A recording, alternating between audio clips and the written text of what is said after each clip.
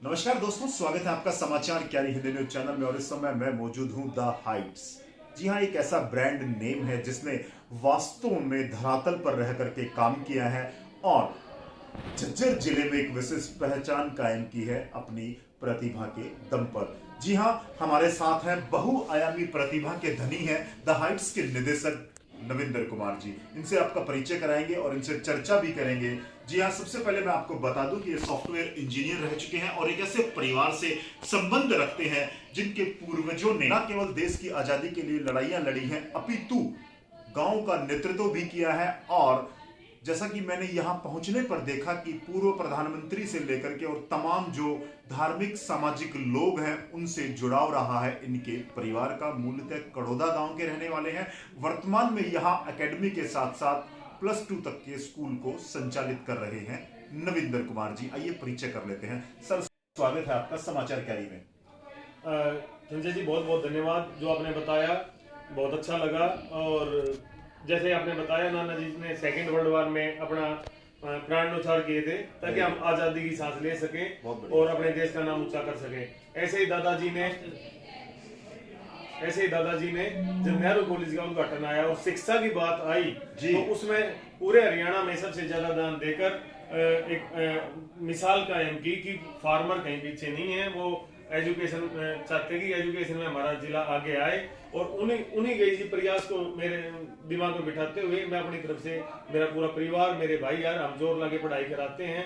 और हो सकता है कि उनका ही आशीर्वाद का फल हो जो इतने हमने हरियाणा टॉपर IIT और PMT में सिलेक्शन दिए हैं। अच्छा नविंदर जी, एक बात बताइए, आप बेहतर एक सर्विस कर रहे थे, माइक्रोसॉफ्ट से आप जुड़े थे, सॉफ्टवेयर इंजीनियर थे, बड़ा प्रतिष्ठित पद होता है और बड़ा अच्छा लगता है। वो चीज छोड़ करके आप यहाँ झज्जर जैसे ग्रामीण क्षेत्र में आप आए हैं और यहाँ स्कूल आपने स्टार्ट किया। प्रारंभ से जानना चाहेंगे क्या आपके विचार आया दिमाग में?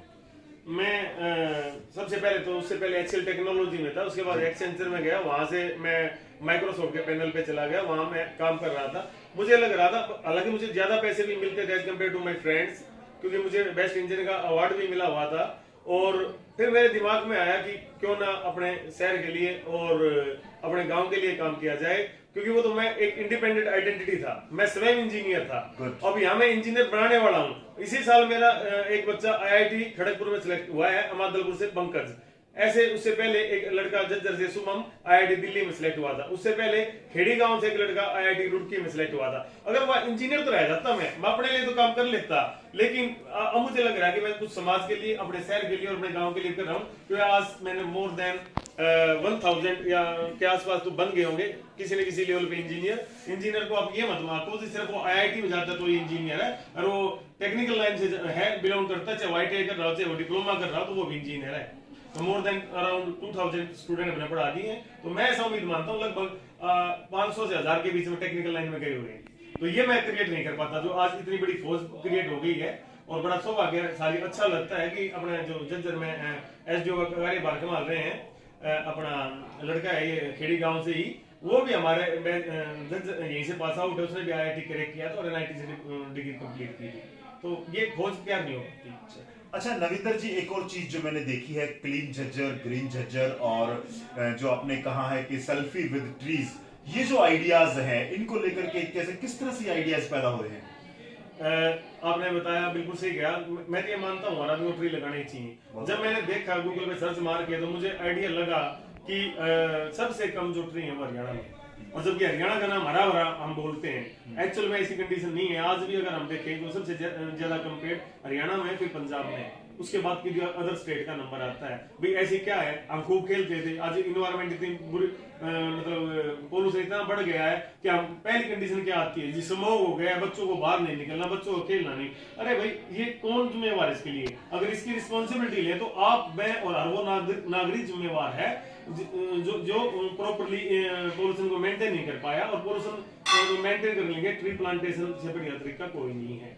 चलिए, और देखिए वर्तमान में जो मैं कोरोना काल की बात करूं नविंदर जी, तमाम जो विद्यार्थी हैं उनकी पढ़ाई निश्चित तौर से बाधित रही है, पूरा वर्ष इसी तरह से गुजर गया है। आज के हालात में आप विद्यार्थियों को कोरोना से प्रभाव के किस नजरिए से देखते हैं? क्या उन पर असर पड़ा है और कितना आने वाले समय में असर रहेगा? कोरोना काल में पढ़ाई वास्तव में प्रभावित रही थी, लेकिन जो इनोवेटिव आइडियाज है वो क्रिएट हुए। जैसे ऑनलाइन एजुकेशन का प्रसार हो गया, निश्चित। अगर हम वैसे प्रसार करते ना तो कभी भी नहीं कर पाते, 10 साल में नहीं हो पाता। Very good. क्योंकि जिसकी जो जरूरत होती है ना वो काम हो जाता है। तो necessity is the invention mother of science, ये कह सकते हैं आप, जरूरत ये आविष्कार की जन्म है। तो इससे बच्चों को ऑनलाइन आ गया, लेकिन अब कई बच्चे उसमें निठल्ले रहे, नहीं पढ़ पाए, या उनको सुविधाएं भी नहीं मिल पाई। ये भी हो सकता है एक रीजन, सबके पास लैपटॉप टैबलेट नहीं थे। तो इंटरनेट की सुविधा भी एक इश्यू थी। लेकिन फिर भी मैं मानता हूँ, जो एक जर्नल सर्वे में आंकड़ा आया है कि 10 से 30% बच्चों ने एजुकेशन मतलब एक्वायर की है। अब जो बच्चे छूट गए थे उनके लिए भी ऑफलाइन भी इंतजाम किया गया। अब रिवीजन भी किया जाए तो वो बच्चे अपना उसको जो भी पढ़ाया गया है उनको जो कनेक्ट कर लें उस सारी चीजों को। जब हम बिंदु को कनेक्ट करते हैं तो सर्कल बन जाता है, एक बाल बन जाती है। जब अगर जो उन्होंने ऑनलाइन एजुकेशन लिया है, ऑफलाइन का टाइम चल रहा है, तो सारे बिंदु को कनेक्ट करके वो अपनी जो मेमोरी है उसको साफ रखें और मेमोरी में जोड़ के कनेक्ट करके और उसको नॉलेज में कन्वर्ट करें, ताकि वो जो गैप बीच में रह गया, किसी भी कारण से रह गया, उसको कंप्लीट किया जा सके। क्योंकि एक ये जो दौर चला हुआ है, मेरे इतने परसेंट आए उतने हैं, उसकी बजाय नॉलेज कंपलसरी है। ऐसा ही न्यू एजुकेशन पॉलिसी में बताया जी। चलिए न्यू एजुकेशन पॉलिसी पर भी चर्चा कर लेते हैं। आपके अनुसार जो बार बार प्रचार किया जा रहा था न्यू एजुकेशन पॉलिसी है, तो उसको कितना विद्यार्थियों को लेकर के कितना फायदा होने वाला हो, क्या खास पॉइंट्स है, संक्षेप में जानना चाहिए? देखो, इसमें हर आदमी के अपने अलग अलग व्यूज हैं जी। मेरा व्यूज ये है कि वर्ल्ड वाइड अगर आप देखा जाए तो इस टाइप का पैटर्न पहले से ही है जो न्यू एजुकेशन पॉलिसी में इंप्लीमेंट किया जा रहा है, कि वहां पे कोई स्ट्रेस नहीं होता। कई बार मैंने देखा है, मेरा अपना अनुभव भी है कि एग्जाम के चक्कर में हम समझने बजाय रटने भी लग जाते हैं, जो कि एक बैड हैबिट है। तो उसमें इसी चीज पे फोकस डाला गया है कि एग्जाम के स्ट्रेस को दूर करने के लिए प्रयास किया गया है। हालांकि कंप्लीट दूर नहीं किया गया, क्योंकि 12th में हमने एग्जाम रख भी दिए हैं। कई बंदे कह रहे हैं 5वीं में एग्जाम, 8वीं में एग्जाम, 10वीं में होना चाहिए। मैं फेवरेबल नहीं हूँ, बल्कि इस टाइप से इवोल्यूशन होना चाहिए, कंप्लीट इवोल्यूशन होना चाहिए कि डेली या मंथली एग्जाम हो, बजाय कि हम एक साल वेट करेंगे, एक साल बाद एग्जाम हुआ है। तो उस चीज को न्यू एजुकेशन पॉलिसी में इंप्लीमेंट किया जा रहा है। कोडिंग को, मैं एक सॉफ्टवेयर इंजीनियर हूँ, तो कोडिंग 6th क्लास से इंप्लीमेंट होगी। अब क्योंकि फ्यूचर मतलब कंप्यूटर है, साइंस का है, तो वो पहले से इंप्लीमेंट हो गई है। तो छोटे छोटे बच्चे भी आज व्हाइट जूनियर व्हाइट आता है, ऐसे करके प्रोग्राम आ रहे हैं बच्चे कोडिंग करते हैं। क्योंकि बच्चे का माइंड है ना, वो ज्यादा एक्टिव हो जाए एज कम्पेयर टू अस, क्योंकि उसका माइंड बिल्कुल डेडिकेटेड रहता है। वो अच्छी अपनी क्रिएटिव ऐप बना सकता है और ऐसी भी ऐप क्रिएट कर सकता है जो देश के लिए, हमारे लिए, सबके लिए बहुत बड़े वाली हो, बहुत बढ़िया हो। जैसे अचानक एकदम नोटबंदी के बाद भीम ऐप डेवलप होगी थी। अब देखो, लॉकडाउन के बाद अचानक जूम कंपनी इतनी बड़ी होगी, गूगल मीट इतनी बड़ी होगी, नमस्ते इंडिया आ गया। तो ये क्या है, एक लॉकडाउन में एक नई एनर्जी, एक ऊर्जा आई है, एक नई टेक्नोलॉजी आई है। तो वो चीज तब हम समझ पाए जब उसकी नॉलेज होगी। तो वो चीज भी उसमें रखी गई है। तो बेसिकली 2-3 पॉइंट मैं आपको बताऊं। ऐसे कॉलेज लेवल में आप 1 साल पढ़ ले, सर्टिफिकेट मिल गया, 2 साल में डिप्लोमा मिल गया, 3 साल में डिग्री मिल गया। वो बात देता नहीं है कि 3 साल नहीं पढ़े तो आपकी डिग्री व्यर्थ चली जाएगी। अगर आप मिनिमम 1 ईयर भी करते हैं और उसके बाद आपका गैप आ जाता है किसी भी विषय से, किसी भी फाइनेंशियल कंडीशन की वजह से, या जो भी कोई कारण होता है, तो उसको आप दूर करके दोबारा आप कंटिन्यू स्टडी कर सकते हैं। तो ये बहुत अच्छी ऑप्शन है। चलिए, हमने चर्चा की है नविंदर जी से, जिनके अनुभव का हमारे दर्शक फायदा उठाएं, और जो जितनी भी चर्चाएं हुई है, अंत में मैं एक बार फिर से सर आपसे जानना चाहूंगा कि परीक्षाएं, जो वार्षिक परीक्षाएं हैं, वो नजदीक हैं, फरवरी माह है, और इस बार मार्च, अप्रैल और मई तक हमारी जो सारी परीक्षाएं हैं वो कंप्लीट होनी है। तो तमाम विद्यार्थियों को, खास तौर से विद्यार्थियों के अभिभावकों को आप अपनी ओर से क्या संदेश देना चाहेंगे? परीक्षा जैसे आपने देखा होगा, सीबीएसई डेट शीट आ गई है, तो मई से गई है जी। तो बैकअप टाइम मिल गया आपको, उसमें आप तैयारी कर सकते हैं। दूसरी दो चीज है, जो नॉन बोर्ड परीक्षा है उनको पहले कराने के लिए, तो स्ट्रेस फ्री होकर तैयारी करें। अब ये ना देखें कि भाई मुझे इतनी तैयारी करनी, इतने नंबर ले, उस प्रेशर को हटा के मुझे ये सीखना है और मुझे सही से तैयारी करनी। अगर आप स्ट्रेस फ्री रहेंगे तो आप अच्छी तैयारी करेंगे। खासकर अभिभावकों से मेरी रिक्वेस्ट है, आजकल बच्चों की बजाय माँ बाप में ज्यादा होड़ है, वो प्रेशराइज करते हैं बच्चे। फलाने के बच्चे के 90% आ गए, फलाने के बच्चे हो गया। अरे भैया, मुझे अपनी बचपन की स्टोरी ध्यान आ गई। मेरे फादर साहब कहते थे फलाने बच्चा ये कर गया, तो मैंने कहा बाबा उनको फलाने कितने बच्चे फेल भी हो गए, वो नहीं बताते आप। तो उससे क्या है, पॉजिटिव, मतलब पॉजिटिव, आप पॉजिटिव रहें। आप उस चीज का प्रेशर ना बनाए कि मुझे इतने मार्क्स लेने। आप अपने बच्चे को जाने। मैं आज भी कहता हूँ, opportunity not the door, at least once.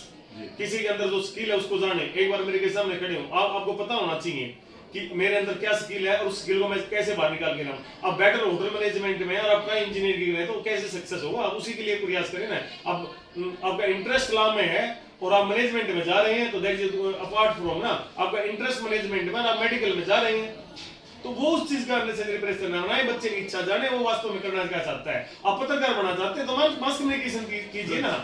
अब बीटेक क्यों कर रहे हैं? आपका इंटरेस्ट पत्रकार है, जैसे संजय भाई का है, कितना अच्छा काम कर रहे हैं, जबरदस्त कर रहे हैं। हालांकि बहुत अच्छा लगा मुझे, न्यूज़पेपर में पढ़ता हूँ, मैं पाठक भी हूँ, तो बहुत बढ़िया लग रहा था। तो मैं वही कह रहा हूँ, जिसका जो इंटरेस्ट है वो करे। तो मेरा इंटरेस्ट है, मान लो मैं पढ़ाने का इंटरेस्ट है, या मेरा बोलने का इंटरेस्ट है, या मेरा कुछ एजुकेशन लाइन का इंटरेस्ट है, तो मैं उसमें करूंगा तो मेरा हाफ का एफर्ट में काम हो जाए, क्योंकि मेरा इंटरेस्ट है, बोर नहीं हुआ। और जिसमें इंटरेस्ट नहीं है, पहली पहचाना आपका बच्चा बोर हो जाएगा, वो पढ़ेगा नहीं, या नहीं आएगी, यानी उबासी आएगी। ये कहावत मेरी बड़ी फेमस है। वो कहते हैं कि लोरी सुना दो बच्चा सो जाएगा, तो मैं कहता हूँ लोरी इतनी अच्छी होती तो नींद थोड़ी आती, वो बोर कर देती इसलिए वो सो जाता है। तो आप अपने बच्चे को बोर ना करें, उसका जो इंटरेस्ट हो जाने, उस हिसाब से पढ़ रहा है उसको वो एक्टिविटी क्रिएट करें। और यही नई एजुकेशन पॉलिसी में है, as per interest you give the education to your child. और इसलिए स्ट्रीम की बात है वो खत्म किया जा रहा है नई एजुकेशन पॉलिसी में। कोई स्ट्रीम नहीं है, जो सब्जेक्ट आप पढ़ना चाहते हैं पढ़े, जो इंटरेस्ट है।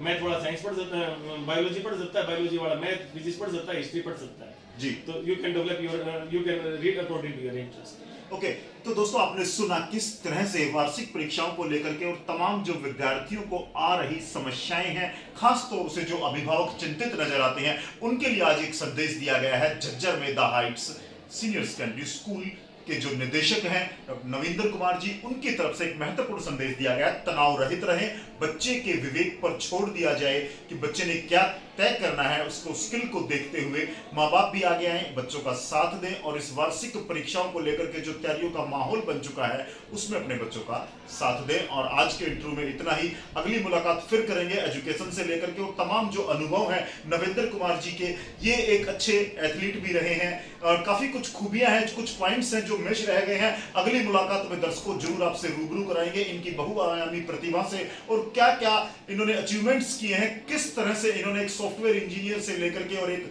सफल विद्यालय निदेशक के तौर पर आज ये काम कर रहे हैं। इन तमाम चर्चाओं पर एक बार फिर से चर्चा करेंगे। आज के लिए इतना ही काफी। धन्यवाद। जय हिंद।